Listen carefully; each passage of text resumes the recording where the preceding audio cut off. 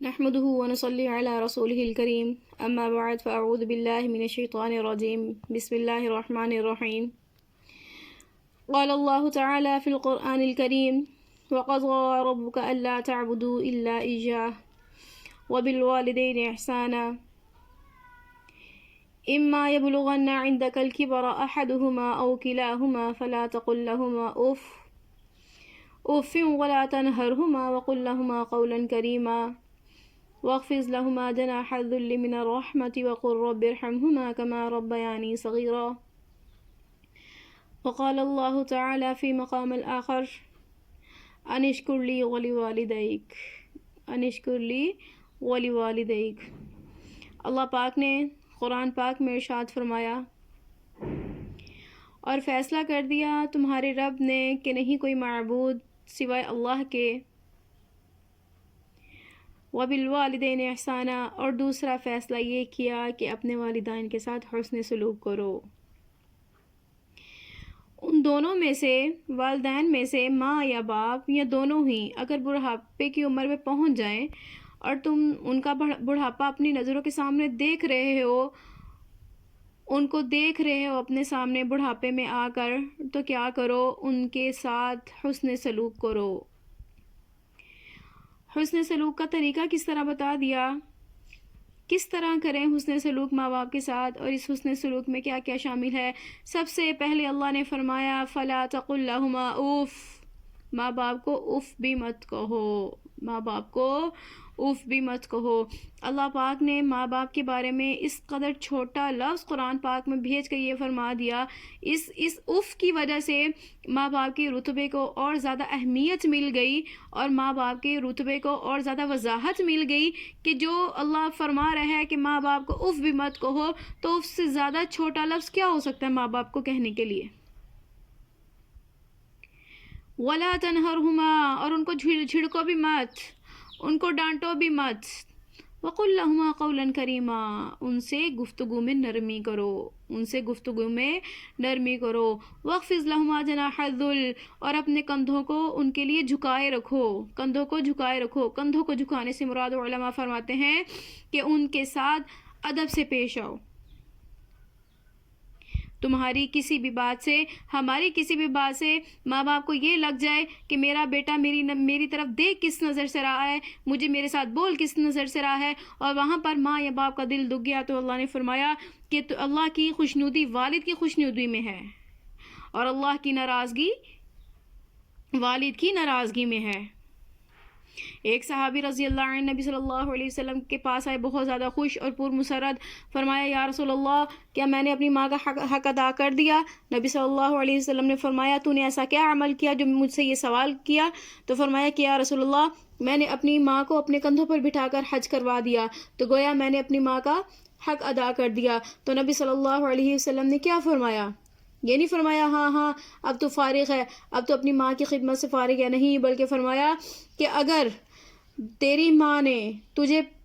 پیدائش کے وقت جو درد سہی یا اس درد کے بعد 2 سال تک تجھے اپنی دودھ پلاتی رہی، اور اس دوران اگر کبھی تجھے گیلے پہ سے ہٹا کر خود گیلے پہ لیٹ گئی اور تجھے سوکھے پہ لٹا دیا، تو کیا ہوا؟ تو نے اس ایک رات کا بھی حق ادا نہیں کیا۔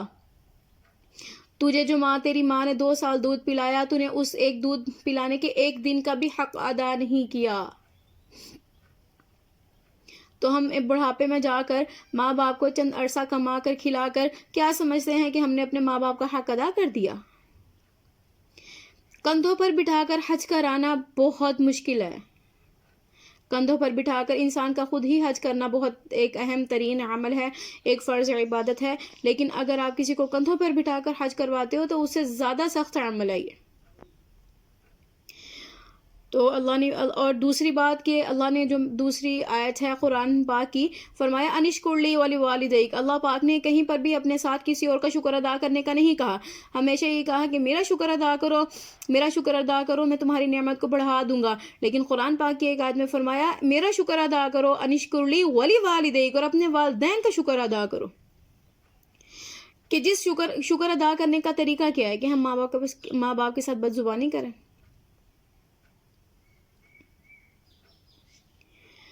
کس طرح کریں ان کا شکر ادا، یا کیا کیا شامل ہے ان کا شکر ادا کرنے میں؟ ہمارے ان کے لیے شکر گزاری کے جذبات ہوں،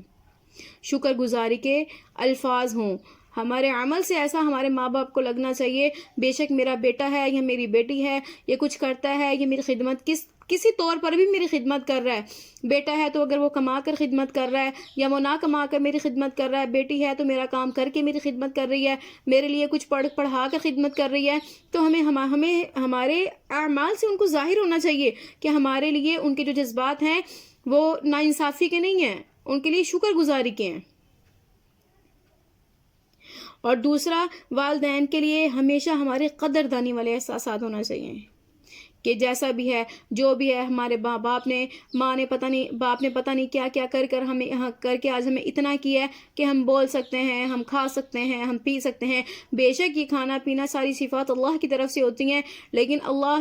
کے بعد دو ایسی ہستیاں ہیں کہ جن کے بغیر ہم کچھ بھی نہیں کر سکتے۔ آج اگر دیکھا جائے کہ جن کے ماں باپ نہیں ہیں، آج ان کی زندگی دیکھ لی جائے، اور جن کے ماں باپ دونوں حیات ہیں ان کو دیکھ لیا جائے، تو پھر بعد میں یہ کہنے ہی رہ جاتے ہیں کہ کاش میرے ماں باپ بھی ہوتے تو میں بھی ان کے ساتھ ایسا کرتا۔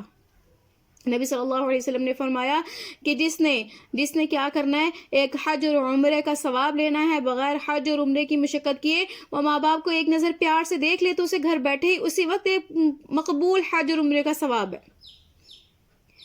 کہ دیکھو حج کرنا جانا، اور پھر ہمیں یہ پتہ نہیں ہوتا کہ ہم حج عمرہ کر رہے ہیں، ہمارا حج اور عمرہ قابل قبول بھی ہے یا نہیں، لیکن نبی صلی اللہ علیہ وسلم نے فرمایا کہ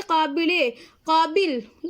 مقبول حج اور عمرے کا ثواب ملے گا کہ اگر تم اپنے ماں باپ کو ایک مرتبہ پیار کی نگاہ سے دیکھ لو گے، تو شفقت کی نگاہ سے دیکھ لو گے۔ اور دوسرا یہ کہ ہم اپنے والدین کو خوش کیسے رکھ سکتے ہیں؟ والدین کو خوش رکھنا، اپنے عمل سے خوش رکھنا، اپنی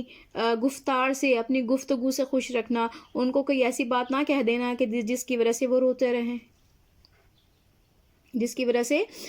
رہیں، اور فرمایا کہ حقوق العباد کا جو معاملہ ہے یہ اہم ترین معاملہ ہے۔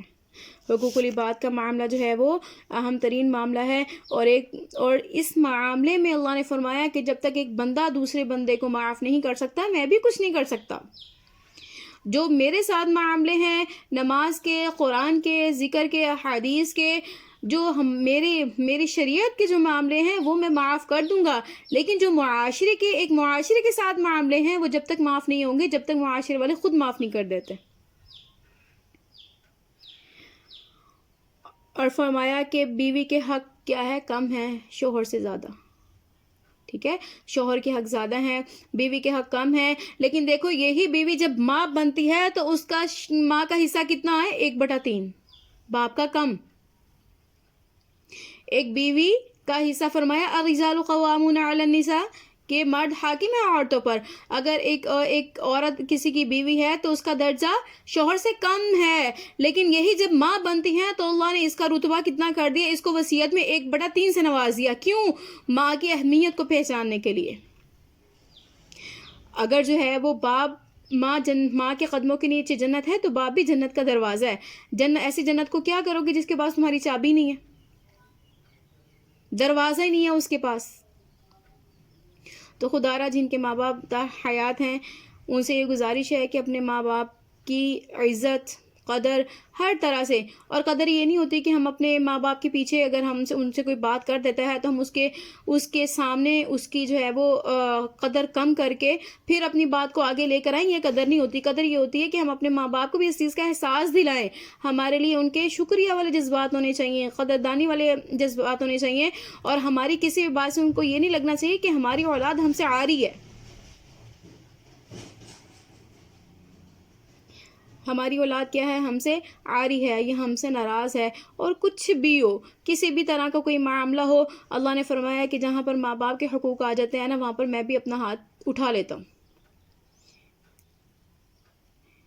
وہاں پر اللہ بھی اپنا ہاتھ اٹھا لیتے ہیں۔ تو خدا را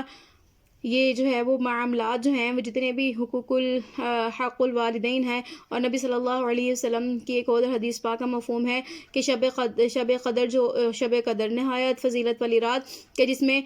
قرآن پاک میں فرمایا نا انا انزلناہ فی لیلۃ القدر وما ادراک ما لیلۃ القدر لیلۃ القدر خیر من الف شہر، کہ ایک رات جو ہے وہ 1000 مہینوں سے بہتر ہے اس ایک رات کی عبادت، اور اس میں سب کی مغفرت کر دی جاتی ہے. لیکن جن لوگوں کی مغفرت نہیں کی جاتی یا جو لوگ اللہ کو جب بھی قابل مغفرت نہیں لگتے، ان میں سے ایک جو ہے وہ ماں باپ کی نافرمانی کرنے والا بھی ہے. تو خدا را ہمارے آج کل کے معاشرے میں ماں باپ کی قدر اور اہمیت اس قدر کم ہو گئی ہے کہ دیکھ کر اور سوچ کر ہی رونا آتا ہے، اور اللہ کی طرف معافی مانگی جاتی ہے کہ یا اللہ ہمیں جو ہے وہ اس دگنے عذاب سے بچا لے. اور آئیے مل کے کوشش کرتے ہیں انشاءاللہ کہ جن کے ماں باپ حیات ہیں، جیسا کہ میں نے پہلے بھی کہا، وہ اپنے ماں باپ کی اتنی قدر کریں کہ آگے ان کی اولاد بھی ان کی ویسے ہی قدر کرے. اگر اللہ نہ کرے کسی نے آج اپنے ماں باپ کی قدر نہ کی، تو وہ ایک کہاوت ہماری مشہور ہے کہ آج ایسا بولو گے کل کو ویسا کاٹ لو گے. تو کوشش کریں کہ جیسا ہم اپنے لیے چاہتے ہیں ویسے ہی آج اپنے ماں باپ کو ویسا ہی بن کر دکھائیں، ان کے لیے عملاً ویسے ہی ہوں جیسا ہم خود اپنی اولاد کو اپنے تابع دیکھنا چاہتے ہیں. وما علینا الا البلاغ المبین.